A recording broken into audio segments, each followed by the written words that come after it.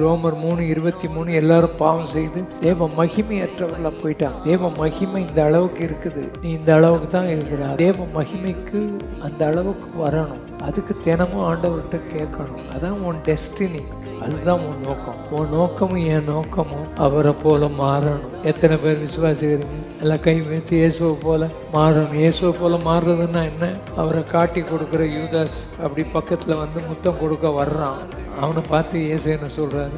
என் சிநேகிதனே முத்தத்தினாலே அப்பா காட்டி கொடுக்குறாரு. மெதுவாக கேட்டார். அதான் இயேசுவின் சாய். அவரை சிலுவையில் அடின்னு அடிக்கிறோம். பிதாவே இவர்களுக்கு நம்ம என்ன சொல்லுவோம்னா, மன்னிச்சிருங்க ஆண்டவரே அப்படின்னு சொல்லிட்டு விட்டுட்டு போயிடுவோம். பின்னால் இருக்கும் சாகட்டும் ஆண்டவரே.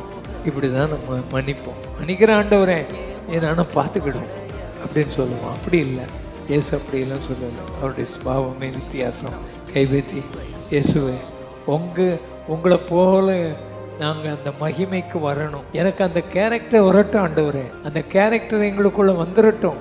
அந்த மகிமையை நாங்கள் பார்க்கணும்.